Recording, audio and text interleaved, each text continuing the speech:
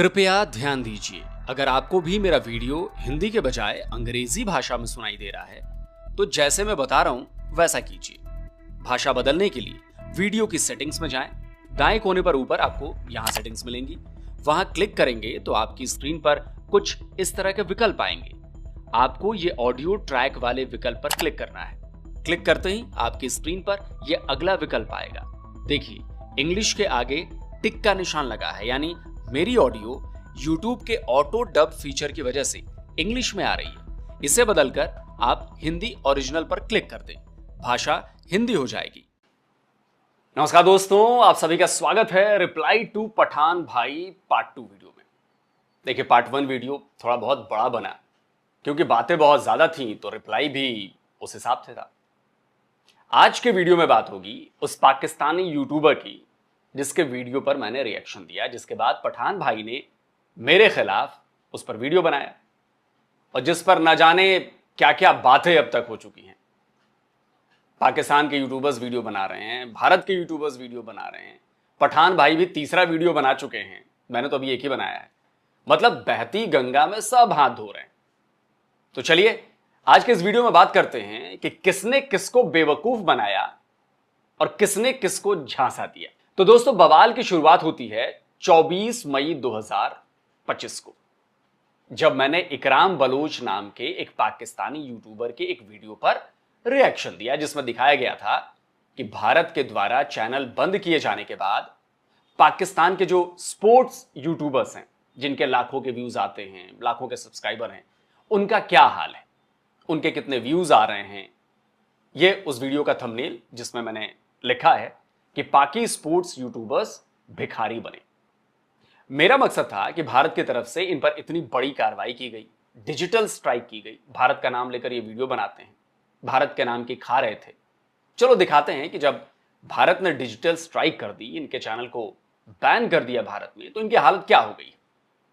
देखिए दोस्तों, जो लोग मुझे बहुत पहले से फॉलो कर रहे हैं वो जानते हैं कि पाकिस्तान और पाकिस्तानियों की पोल में पाकिस्तानियों की जुबानी ही खुलवाता हूं, क्योंकि कोई इंडियन बोलेगा तो लोग उस पर यकीन कम करते हैं। सवाल उठेंगे कि अरे भाई, इंडियन बोल रहा है, पर जब कोई पाकिस्तानी अपने ही लोगों की पोल खोलेगा तो एक तरह से वो सबूत होता है। जैसे आपको याद होगा, मैं एग्जांपल देता हूं, जैसे आपको याद होगा मैंने भारत और पाकिस्तान के बीच हुई चारों जंगों पर वीडियो बनाया था। उसमें मैंने जो सबूत दिए वो करीब करीब सारे पाकिस्तानी थे, थोड़े बहुत जो थे वो इंटरनेशनल थे। आज तक उन वीडियोस का काउंटर नहीं बना। क्यों नहीं बना? क्योंकि उसमें जो मैंने सबूत दिए थे वो सारे पाकिस्तानी थे, पाकिस्तानियों की किताबों के रेफरेंस, पाकिस्तानियों के साउंड बाइट्स, इंटरव्यूज, क्योंकि इससे ऑथेंटिसिटी बढ़ती है कि एक पाकिस्तानी ही पाकिस्तान के बारे में बता रहा है। तो जो भी काउंटर करता हूं अमूमन उसमें पाकिस्तानी मीडिया की ही रिपोर्ट्स दिखाता हूं मैं, या इंटरनेशनल मीडिया की रिपोर्ट लगाता हूं जो प्रो पाकिस्तानी होता है, जैसे अल जजीरा और इस टाइप के। इन सब का मकसद यह होता है कि कोई ये सवाल ना उठाए कि भारत की मीडिया की रिपोर्ट है, भारतीय मीडिया तो खिलाफ होगी ही, भारत का बंदा बोल रहा है, भारत का बंदा तो खिलाफ बोलेगा ही। खैर, ये बातें मैं आपको इसलिए बता रहा हूं कि जब एक पाकिस्तानी ही बताएगा कि बैन के बाद पाकिस्तानी यूट्यूबर्स की हालत कैसी हो गई है तो मजा ज्यादा आएगा। तो मैंने वही किया। पर पठान भाई ने उस पर ऐसी ऐसी बातें कर दी जिनका कोई सबूत नहीं है, जिनका कोई आधार नहीं है, जिसके खिलाफ मैंने एक रिप्लाई दिया, जिसके बाद उनके उस एक वीडियो के बाद मेरे खिलाफ एक अभियान की शुरुआत हो गई। खिलाफ कौन आया? जो मेरे अपने, जो मेरे अपने देश के लोग, जो बिना कुछ जाने समझे, बिना कुछ सोचे समझे मुझ पर झपट पड़े, टूट पड़े। आपको याद है अनिल कपूर की एक मूवी थी मेरी जंग, शायद उसी में एक डायलॉग था कि दुश्मनों से तो लड़ा जा सकता है, पर सामने जब अपने ही हो तो क्या किया जाए। तो मेरे साथ भी कुछ ऐसा ही हुआ। अच्छा, मजे की बात यह है कि किसी को कुछ नहीं पता, लेकिन बहती गंगा में सब हाथ धो रहे हैं। चलो कोई बात नहीं। एक मेरे व्यूअर ने रुचिका जी का एक लिंक भेजा। रुचिका जी एक यूट्यूबर हैं, देखो इन्होंने आप पर वीडियो बनाई है। तो हाँ, वीडियो बनाई थी उन्होंने, पठान भाई की भाषा पर उन्होंने एतराज किया था, थोड़ा सा मेरी साइड भी ले ली थी। लेकिन बेचारी रुचिका जी को यह नहीं पता था कि एंटी नेशनल्स का जो इकोसिस्टम हमारे देश के भीतर मौजूद है, जिन्हें मैं फूटी आंख नहीं सुहाता, जो रहते तो भारत में हैं, खाते तो भारत का हैं, पर काम सारे एंटी इंडिया वाले हैं, वो कमेंट्स में इन्हें सुनाने लगे, उन पर प्रेशर बनाने लगे। देखिए भाई, हम तो सालों से ये झेलते आ रहे हैं, हमें तो पता है कि इस इकोसिस्टम का, लेकिन बेचारी रुचिका जी को उनकी ये चाल समझ नहीं आई होगी।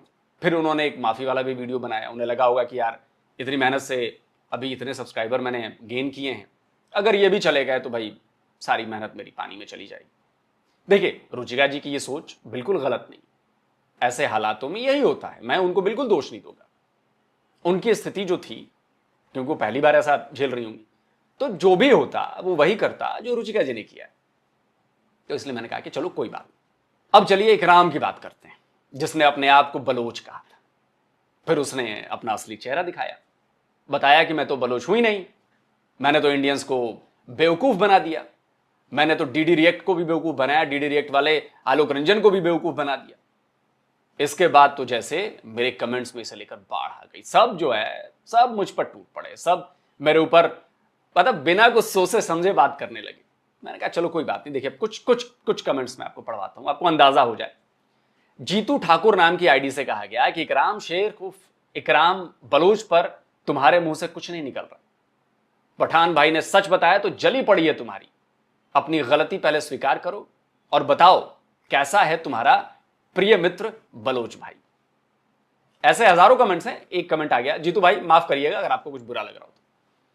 भाई जीतू ठाकुर जी, जैसे आपके मुंह से क्या निकलेगा और क्या नहीं निकलेगा ये मैं तो तय नहीं कर सकता ना, ये आप तय करेंगे। ठीक उसी तरह से मेरे मुंह से क्या निकलेगा और क्या नहीं निकलेगा ये आप तय नहीं कर सकते। पठान भाई ने कौन सा सच बताया है, उसका पार्ट 1 में जवाब दिया है और ये पार्ट 2 है, इसमें दे रहा हूं। आपके पठान भाई ने तो एक भी सबूत नहीं दिया, आप भी अंधभक्त की तरह उनकी बातों पर भरोसा कर बैठे और उसे सच मान बैठे। तो देखिए, इसमें मेरी कोई गलती नहीं है और आप कोई भगवान तो है नहीं कि आपने कह दिया कि जी आलोक रंजन तुमने गलती की है तो चुपचाप जी भगवान कहकर मैं स्वीकार कर लूं। रही बात मित्र की, तो शायद आपको मित्रता की परिभाषा नहीं पता, या जानबूझकर मेरे दर्शकों को भड़काने के लिए उसे आप मेरा प्रिय मित्र बता रहे हैं, यह मैं नहीं कह सकता, ये आप ज्यादा बेहतर अच्छी तरह से जानते हो। चलिए अगला कमेंट देखते हैं। अगला कमेंट राधे जी की आईडी से आता है कि भाई आपको पहले बलोच इकराम की सच्चाई बतानी चाहिए थी, उसको आपने सपोर्ट किया, कहां गई आपकी रिसर्च ये तो बताओ, बात को घुमाओ मत। राधे जी, मुझे आप प्लीज वो तरीका बता दीजिए जिससे मैं भारत में बैठकर किस तरह इकराम की सच्चाई पता लगा लेता। इकराम बलोच है या कोई और है ये कैसे मैं पता कर लेता? क्या मेरा उसके घर आना जाना है, या फिर मैं उसके मोहल्ले में रहता हूं, या मेरा कोई जानकार उसके मोहल्ले में रहता है कि मैं उससे पता लगवा लूं, या ये कोई इतना बड़ा आदमी है कि उस पर रिसर्च करूंगा तो इंटरनेट पर गूगल पर खूब सारा मटेरियल मिल जाएगा इसके बारे में पढ़ने को, तो इससे मैं पता चल लगा लूंगा। राधे जी, आपको बहुत आसान भाषा में समझाता हूं। मैंने अपने पूरे दर्शकों को बताया कि मैं बिहार से हूं, तो सबको पता है कि मैं बिहार से हूं। मैंने आज सबको बताया कि मैं नोएडा में रहता हूं, तो आपको पता है कि 4-5 साल से मैं आपको बता रहा हूं, तो आपको यकीन हो जाएगा कि जो मैंने आपको बताया वही सच है। लेकिन अगर मैं इस वक्त कहूं लेकिन क्या वाकई में बिहार से हूं, क्या वाकई में नोएडा में ही रहता हूं, जो लोग मुझे नहीं जानते पर्सनली वो कैसे इस बात की सच्चाई का पता लगा सकते हैं? कोई तरीका नहीं है सच्चाई का पता लगाने का। ठीक ऐसे ही मैं यहां भारत में बैठकर पाकिस्तान के किसी बंदे के बारे में मैं पता नहीं लगा सकता कि उसकी सच्चाई क्या है, वो बलोच है कि वो सिंधी है कि वो गुजराती है कि वो कौन है, नहीं लगा सकता, कोई तरीका नहीं। गुरमीत सिंह जी की आईडी से कहा गया कि इकराम बलोच पागल बना के भाग गया तेरा। जी बिल्कुल सही कहा आपने गुरमीत जी, मैं इस वक्त पागल खाने में भर्ती हो चुका हूं, मेंटल हॉस्पिटल में मेरा इलाज चल रहा है, पागलों वाली दवाइयां भी खा रहा हूं। ठीक है, कौन किसको पागल बनाकर भागा या पागल बनाकर टिका हुआ है ये आपको आज के मेरे इस वीडियो को देखकर पता चल जाएगा। अगर आपको मेरी बातों से बुरा लगा हो तो मैं हाथ जोड़कर अभी से माफी मांगता हूं आपसे।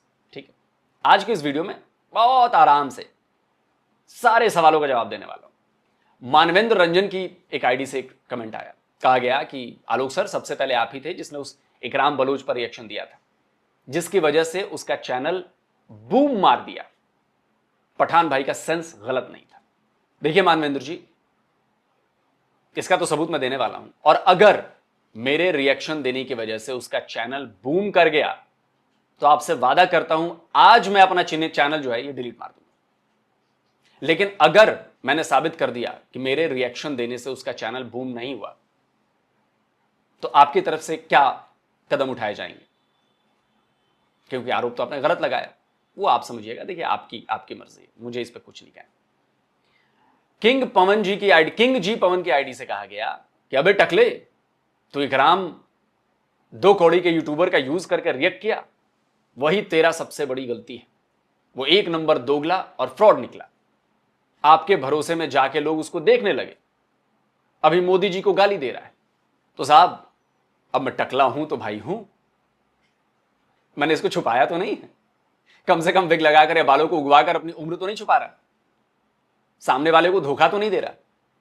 जो मैं हूं वो सबके सामने दिख रहा। बाकी इकराम 2 कौड़ी का यूट्यूबर है, वो दोगला है, वो फ्रॉड है, ये तो पब्लिक जान गई। रही बात भरोसे में देखने की, तो भाई जो भी उसको देख रहा है तो गलती आप लोगों की है ना। आपके पास अपना दिमाग नहीं है, क्यों भरोसा करते हो? बड़े फिल्म स्टार दारू पिलाने के लिए उसके ब्रांड का पानी या सोडा प्रचार करते हैं, तो क्या आप दारू पीने लगते हो क्या? ऋतिक रोशन माउंटेन ड्यू का पिलाने के लिए पहाड़ से छलांग मार देता है, तो क्या आप भी उस तरह भरोसे में आकर छलांग लगा देते हो क्या? या फिर अपने दिमाग का इस्तेमाल करते हो? जवाब बहुत इजी है। अगला जो कमेंट आया, प्रेक्षा सिंह की आईडी से कहा गया कि पठान भाई ने सही बोला, बलोच भाई को आपने फेमस कर दिया, उसके सब्सक्राइबर बढ़ा दिए, बदले में वो आपको और पूरे भारत को गाली दे रहा है। मैं पहली बार आपके वीडियो देखकर पाकिस्तानी यूट्यूब चैनल के बारे में जान पाई। बिल्कुल सही बात है आपकी, सही कह रही हैं आप बिल्कुल। पर प्रेक्षा जी, अगर मैंने बलोच भाई को फेमस किया है तो वादा है चैनल डिलीट कर दूंगा। अगर मैंने उसके सब्सक्राइबर हजारों की संख्या में बढ़ा दिए हैं तो वादा है चैनल डिलीट कर दूंगा। रही बात गाली की, तो एक दुश्मन देश के आदमी से, एक पाकिस्तानी से आप प्यार और अच्छी लैंग्वेज की उम्मीद कर रही हैं, तो ये मेरी गलती नहीं है। जो भी कर रहा है वो उसकी भूल है। अगली बात आपने कही जो मेरा वीडियो देखकर कि आप पाकिस्तानी यूट्यूब चैनल के बारे में जान पाई। तो प्रेक्षा जी ये बताइए कि मैं तो अपने चैनल पर हजारों बातें करता हूं, अलग अलग टॉपिक्स पर बातें करता हूं, उनके बारे में आपने जाना कि नहीं जाना? आप पाकिस्तानी चैनल पर गई, वो आपकी मर्जी है, आपका फैसला है, उसमें मेरा कोई रोल नहीं है। मैंने कभी नहीं कहा कि आप उनके चैनल पर जाओ, उनको सपोर्ट करो, या कुछ कमेंट्स मैंने दिखाए, उनके जवाब दिए। चलिए, उम्मीद है इससे अब बहुत कुछ क्लियर हो रहा होगा। पर ऐसे कमेंट्स क्यों आए? क्योंकि पठान भाई ने ऐसी बात कही, तभी ऐसे कमेंट्स आए, एक तरफा आरोप लगाया।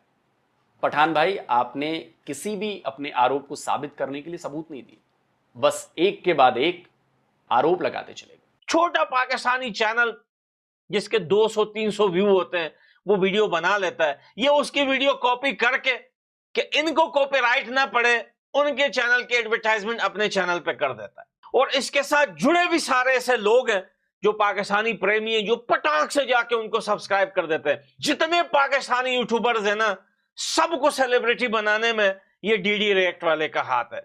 मतलब पठान भाई, आपने तो बगैर सबूत मेरे भारत के लोगों को आपने पाकिस्तानी प्रेमी करा दिया। वैसे पठान भाई, कम से कम ये तो बता देते कि वो कौन सा छोटा पाकिस्तानी चैनल था जिसके 200-300 व्यूज थे, जिसके ऊपर मैंने वीडियो बनाया। किसी एक पाकिस्तानी यूट्यूबर का नाम तो बता देते जिन्हें सेलिब्रिटी बनाने में मेरा यानी डीडी रिएक्ट वाले का हाथ है। अगर आप इकराम फर्जी बलोच की बात कर रहे हैं तो चलिए, आपकी और आपके फैंस की सारी गलतफहमियां मैं सबूत देकर दूर करता हूं। जैसा कि मैंने आपको पहले बताया था, इकराम के वीडियो पर जो मेरा रिएक्शन आया था वो कब आया था जी? 24 मई को, तारीख याद रखिएगा, जिसमें भारत के बैन के बाद पाकिस्तानी यूट्यूबर्स को कितने व्यूज आ रहे हैं उसकी इंफॉर्मेशन थी। उसका जो वीडियो था वो ये वाला वीडियो था, Pakistani YouTubers after India ban, जो उसने 23 मई को पब्लिश किया था। इसके बाद उसने 25 मई को thank you so much DD reaction channel के नाम से वीडियो बनाया था मेरे रिएक्शन देने के बाद। तो भाई, अगर मेरे रिएक्शन देने से उसके लाखों की संख्या में व्यूज बढ़े, तो जरा ये बताइए कि मेरे रिएक्शन देने से 10 दिन पहले यानी 14 मई को उसके इस वीडियो को 1.5 लाख से भी ज्यादा व्यूज किसने दिलवाए? कौन गया था इस वीडियो को देखने? कौन थे वो लोग? मेरा दावा है कि इसमें 90% इंडियंस होंगे जिन्होंने 1.5 लाख से ऊपर इसको व्यूज दिए। मेरे रिएक्शन देने से एक दिन पहले यानी 23 मई को उसके इस वीडियो पर करीब 52,000 व्यूज देने वाले वो लोग कौन हैं? क्या वो मेरे कहने से गए थे वहां देखने? 6 मई को मेरे रिएक्शन देने से 18 दिन पहले करीब 28,000 व्यूज उसके वीडियो को देने वाला कौन था पठान भाई? या 3 मई को मेरे रिएक्शन देने से 21 दिन पहले क्या मैं था जिसने उसके इस वीडियो को 29,000 से भी ज्यादा व्यूज दिलवाए? या 16 मई को मेरे रिएक्शन देने के 8 दिन पहले क्या मैं था जिसने उसके वीडियो को 17,000 से ज्यादा व्यूज दिलवाए? या 19 मई को मेरे रिएक्शन देने से 5 दिन पहले जिसने उसके वीडियो को 18,000 से ज्यादा व्यूज दिलवाए? कौन था प्लीज मुझे ये बताइए, क्योंकि तब तो मैंने रिएक्शन नहीं दिया था। मेरे रिएक्शन की वजह से इतने व्यूज तो नहीं आए थे, और मेरे देने के बाद भी कभी नहीं आए इतने व्यूज। कहा था ना सबूतों के साथ आऊंगा, पर अभी तो ये शुरुआत है। सबूतों की पूरी फहरिस्त इस बार भी लेकर आया हूं। एक भी आरोप नहीं छोड़ूंगा, सबके जवाब दूंगा सबूतों और लॉजिक के साथ। भाइयों, कम से कम इतने सबूत के बाद आपको ये तो समझ में बात आ गई होगी कि पठान भाई का ये आरोप कि मैंने 200-300 व्यूज वाले चैनल पर रिएक्ट किया और उसे सेलिब्रिटी बना दिया, वो झूठा आरोप है, फेक आरोप है। सबूत मैंने दे दिया। मेरे रिएक्शन देने से पहले लाखों और हजारों में ऑलरेडी उसके व्यूज आ चुके थे। आपने कॉपीराइट की बात की, तो पठान भाई ये सवाल आप पाकिस्तानियों से पूछो ना कि वो मुझे कॉपीराइट क्यों नहीं मारते। इसका सही जवाब तो वही दे सकते हैं, मैं नहीं दे सकता। हां, मुझे जो लगता है कि वो मुझे कॉपीराइट क्यों नहीं मारते या क्यों नहीं मारा, तो इसका एक लॉजिकल जवाब मैं दे सकता हूं। आमतौर पर मैं किसी भी रिएक्शन वीडियो बनाने से पहले उस चैनल से परमिशन ले लेता हूं, उनको मेल करता हूं, मैसेज भेजता हूं। जैसे सना अमजद से परमिशन ली हुई थी, शोएब चौधरी से परमिशन ली हुई थी, अफगान भाई, उनको भी पहले मैंने मेल भेजा, उनसे भेजकर परमिशन मांगी थी। बाई टर्बो वाले भाई हैं, उनसे भी परमिशन ली थी।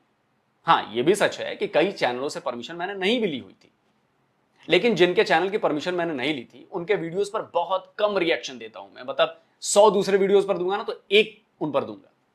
दूसरी बात, पाकिस्तानी यूट्यूबर सिर्फ और सिर्फ भारत का नाम लेकर अपने वीडियोस बनाते हैं। उनके जो 90% से ज्यादा व्यूअरशिप है वो इंडियन है, भारतीय है। उनकी कमाई का 90% हिस्सा भारत से आता है। मैं भारत का यूट्यूबर हूं, लाखों में मेरे सब्सक्राइबर्स हैं, उनको मैं काउंटर करता हूं, उनके प्रोपेगेंडा को काउंटर करता हूं, उनके फेक न्यूज को एक्सपोज करता हूं। अगर उन्होंने मुझे कॉपीराइट मारा, मान लीजिए, तो जाहिर है मैं अपने दर्शकों को इस बात की जानकारी दूंगा कि फलाने पाकिस्तानी चैनल ने मुझे कॉपीराइट मारा है। जैसे ही मैं अपने दर्शकों को बताऊंगा कि जो उनके झूठ का पर्दाफाश कर रहा था, जो उनके प्रोपेगेंडा को काउंटर कर रहा था,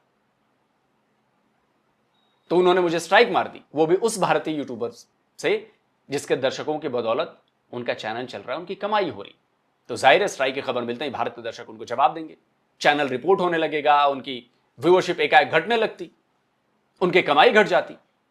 तो हो सकता है कि इस डर से उन्होंने कॉपीराइट नहीं मारा, लेकिन यह मेरी सोच है।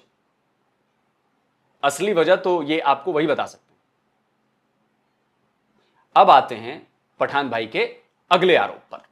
तो भाई बलोच भाई जो है देखते देखते 2 दिन के अंदर जो है बलोच भाई आसमान पे चढ़ गए। ये जो चैनल था ये 15, 14, 16 हजार जो है 3-4 दिन में बन गया। पठान भाई, ये आरोप लगाने से पहले आपको थोड़ा भी रिसर्च अगर कर लिया होता ना आपने, तो ये बात आप नहीं कहते, क्योंकि मैं इसका भी सबूत देने वाला हूं कि आपने बगैर सोचे समझे, बगैर किसी सबूत के भारत के एक यूट्यूबर पर इतना बड़ा आरोप लगाया है, इतना संगीन आरोप लगाया है। चलिए कैसे मैं आपको बताता हूं। ये देखिए, यह है इकराम का चैनल। पिछले साल सितंबर में इसने चैनल बनाया था। अब तक 800 से ज्यादा वीडियो उसने अपने चैनल पर अपलोड किए हैं। टोटल 10,40,000 के करीब व्यूज जो हैं, ये इसके लाइफ टाइम के व्यूज हैं, वो आए हैं। व्यूज बढ़ाने में मेरा बिल्कुल कोई हाथ नहीं था। इसका सबूत तो मैंने आपको दे दिया, आप लोगों ने देख लिया।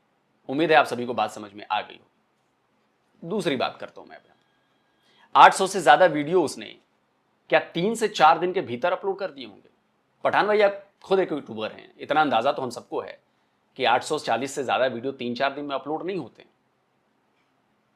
अब आते हैं आपके उस आरोप पर कि 2 दिन के अंदर बलोच भाई को आसमान पर पहुंच गया, बलोच भाई 15-16 हजार सब्सक्राइबर 3 दिन में बन गया।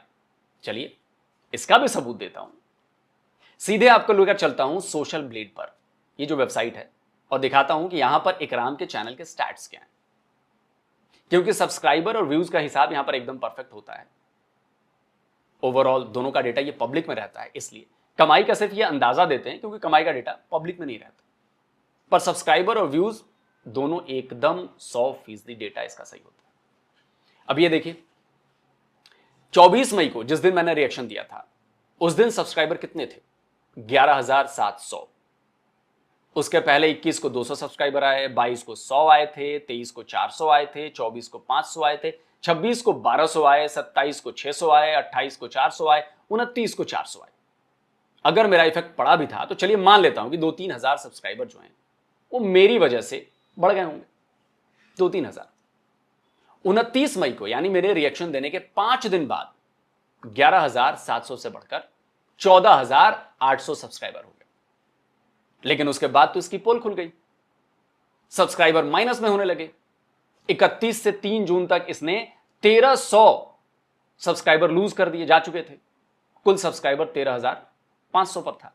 पठान भाई आपने कहा कि मेरी वजह से इस इकराम का चैनल 2 दिन में आसमान पर पहुंच गया। 15-16 हजार सब्सक्राइबर 3-4 दिन में हो गई, आपने कहा।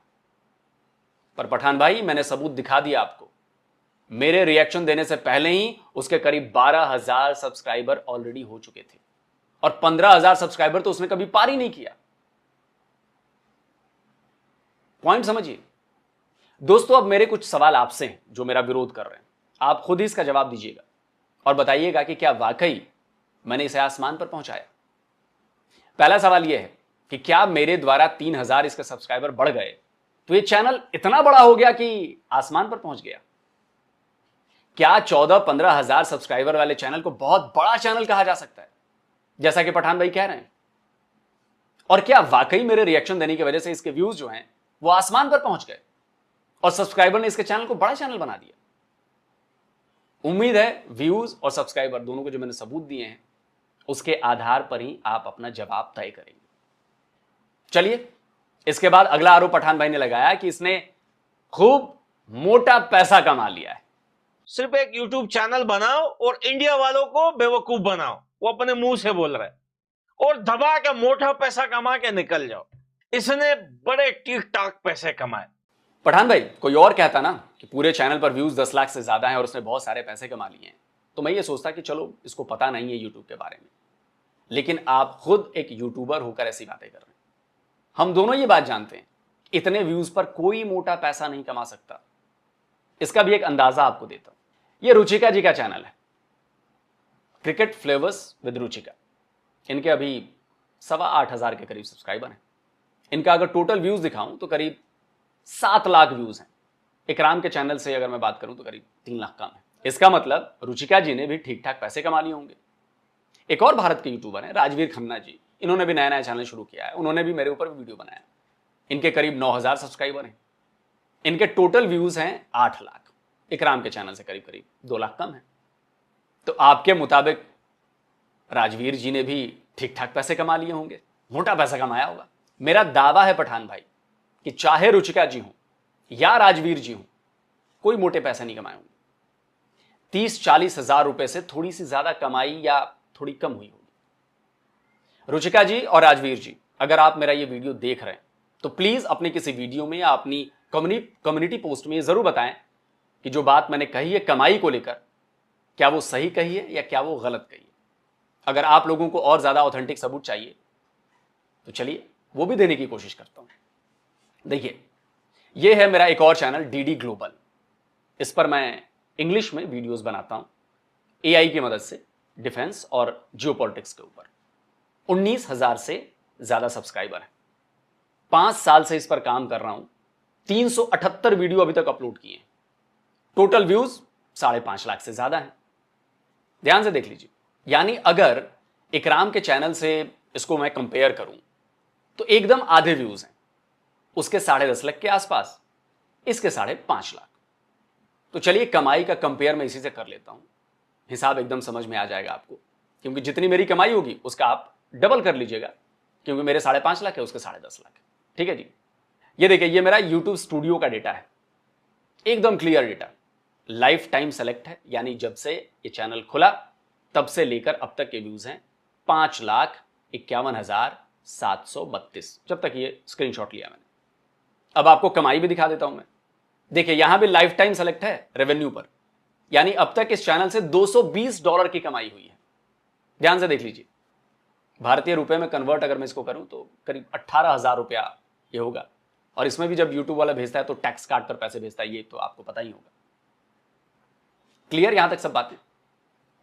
तो अब इकराम का जो चैनल है उसका व्यूज इससे डबल है, 10.5 लाख, तो कमाई भी मेरे वाले से डबल ही होगी। तो भारतीय रुपए में उसकी कमाई 30-40 हजार रुपए ही हुई होगी।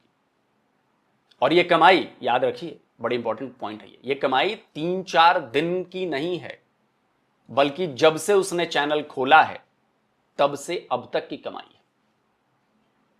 तो दोस्तों, उम्मीद है कि मैंने ये भी साबित कर दिया कि पठान भाई का ये आरोप लगाना है कि डीडी रिएक्ट की वजह से उसकी मोटी कमाई हुई है, तो आप ही फैसला कीजिए कि 2-3 हजार सब्सक्राइबर के बढ़ने और 20-30 हजार व्यूज अगर बढ़ भी गए होंगे मेरी वजह से, तो क्या वाकई उसने मेरे जरिए मोटी कमाई कर ली है?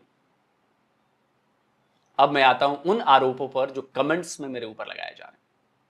सबसे ज्यादा जो कमेंट्स आ रहे हैं ना, उसमें यह कहा जा रहा है कि तुम पाकिस्तानी चैनलों को सपोर्ट करते हो, उन्हें प्रमोट करते हो।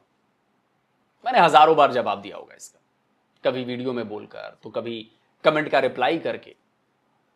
लेकिन अब जो मैं आपको बताने जा रहा हूं ना, तो बात थोड़ी कड़वी लगेगी, लेकिन ठंडे दिमाग से सोचना है कि मैंने क्या बोला है, क्या दिखाया है। क्या मैंने कभी कहा कि जाकर उन्हें सपोर्ट करो? कभी नहीं कहा। क्या मैंने कभी कहा कि जाओ उनका चैनल देखो? कभी नहीं कहा। क्या मैंने कभी कहा कि जाओ उनके चैनल को सब्सक्राइब करो? कभी नहीं कहा। कोई एक सबूत दे दे, कोई एक वीडियो निकाल कर दिखा दो जिसमें मैंने ये सारी बातें कही हूं। आपको एक वीडियो नहीं मिलेगा। हाँ, एक आध पाकिस्तानी चैनल हैं जिनके लिए मैंने कहा होगा, जैसे पाकिस्तानी हिंदू हरचंद राम व्लॉग के बारे में कहा होगा, जैसे प्यारू राम हैं, वो भी एक पाकिस्तानी हिंदू हैं, उनके चैनल के बारे में कहा होगा। क्योंकि मैं जानता हूं कि असल सपोर्ट इन जैसे पाकिस्तानी हिंदुओं के चैनल को चाहिए, क्योंकि ये इस्लामिक रिपब्लिक पाकिस्तान में हिंदू होने के बावजूद अपनी जान पर खेलकर ये बताते हैं कि वहां हिंदुओं के साथ क्या हो रहा है, किस तरह का बर्ताव किया जा रहा है, किस तरह उन्हें अछूत समझा जाता है, किस तरह वहां के मुसलमान उनके साथ भेदभाव करते हैं, डिस्क्रिमिनेशन करते हैं। तो उनके लिए मैंने कहा होगा। और दर्शक ये बात जानते हैं, ये मतलब पब्लिक में है, मैं कोई लुकी छुपी ढकी छुपी बात नहीं कर रहा। तो जो लोग मेरे ऊपर आरोप लगा रहे हैं वो जरा ये बताएं कि मैंने तो इनके चैनल को सपोर्ट करने को कहा, खुलेआम कहा, फिर तो इनके चैनल पर लाखों की संख्या में व्यूज आने चाहिए, अब तक इनके 4-5 लाख सब्सक्राइबर हो जाने चाहिए। हुआ क्या? चलो और ज्यादा क्लियर सबूत देता हूं। रवीश बिष्ट को तो आप जानते ही होंगे, हमारे देश के बेहतरीन स्पोर्ट्स जर्नलिस्ट में से एक हैं। बहुत शानदार काम करते हैं स्पोर्ट्स रिपोर्टिंग में, इंटरनेशनली इनका बहुत बड़ा नाम है। यह है उनका चैनल, स्पोर्ट्स विद रवीश के नाम से। अक्सर मैं इनके वीडियोस पर रिएक्शन देता रहता हूं, आप सबको पता ही है। उन्हें लगातार सपोर्ट करने के लिए कहता हूं, उन्हें लगातार मैं कहता हूं कि भैया सब्सक्राइब करो। क्या आप लोगों ने इन्हें सब्सक्राइब किया? क्या आप लोगों ने इन्हें व्यूज दिए? जवाब है नहीं दिए। सबूत देता हूं सर। अभी 30 मई को ही मैंने उनके इस वीडियो पर रिएक्शन दिया था, जिसमें वो पाकिस्तानी यूट्यूबर्स के नए फ्रॉड के बारे में बता रहे थे। उनके वीडियो का ओरिजिनल लिंक भी शेयर किया था। क्या आपने उन्हें सपोर्ट किया? चलिए सबूत दिखाता हूं। ये सोशल ब्लेड पर उनके चैनल की पूरी डिटेल है, कब कितने व्यूज आए, कब कितने सब्सक्राइबर बढ़े, ये उसका पूरा हिसाब किताब है। अब देखिए जरा, 30 मई को मैंने उनके वीडियो पर रिएक्शन दिया था, आज 10 दिन से ज्यादा हो चुके हैं। कितने सब्सक्राइबर बढ़े हैं? 1000 भी नहीं बढ़े। 30 मई को भी उनके 1,07,000 सब्सक्राइबर थे, 10 जून को भी उनके 1,07,000 ही सब्सक्राइबर थे, और ना ही लाखों की संख्या में रवीश भाई के व्यूज ही बढ़े हैं। चलो एक और सबूत देता हूं। यह है इंस्पायरिंग साइंस नाम का चैनल। इनके वीडियोस पर पिछले 2-3 साल से मैं रिएक्शन देता रहता हूं बीच बीच में। अपने हर वीडियो में मैं इन्हें सपोर्ट करने के लिए बोलता हूं आप सभी से। ये तो हमारे हिंदू धर्म के लिए काम कर रहे हैं ना। इनके वीडियो भी पूरे रिसर्च और पूरे सबूतों के साथ बनते हैं। खुलकर इन्हें सपोर्ट करने को कहता हूं। अभी 6 जून को ही मैंने उनके इस वीडियो पर रिएक्शन दिया था जिसमें उन्होंने बताया था कि कैसे जो एक इस्लामिक देश है अजरबैजान, वहां का एक मुसलमान हिंदू बन गया है, वो भगवान कृष्ण का प्रचार प्रसार कर रहा है। एक बहुत बड़ी गौशाला उसने बनवाई है जिसमें वहां पर वो गायों की सेवा करता है, हजारों गायें हैं उसमें। आज 1 हफ्ता हो चुका है मेरे खुलकर सपोर्ट और खुलकर प्रमोट करने की वजह से, तो इनके सब्सक्राइबर की संख्या 23 से ऊपर हो जानी चाहिए थी, है ना। चलिए दिखाता हूं आपको, सबूत देता हूं। यह है सोशल ब्लेड पर इनके चैनल की डिटेल। यहां पर आपको सारी जानकारी मिल जाएगी। यहां पर दिखा रहा है कि 7 जून को इनके 1000 सब्सक्राइबर बढ़े हैं, जिसके बाद कुल सब्सक्राइबर 4,21,000 हो गए थे। अब आप कहेंगे कि देखो बढ़े ना, तो भाई उनका वीकली एवरेज 1000 सब्सक्राइबर का है। देखें यहां 2 जून को भी उनके 1000 सब्सक्राइबर बढ़े हैं, तब तो मैंने कोई रिएक्शन नहीं दिया था ना। 10 जून तक भी उनके पास 4,21,000 ही सब्सक्राइबर है। देखिए सबूत बहुत सारे हैं मेरे पास। एक तो बिल्कुल ताजा वाला है। आपको याद है 7 मई को मैंने एक वीडियो बनाया था जिसमें मनु शर्मा नाम के एक शख्स को मैंने बतौर गेस्ट बुलाया था।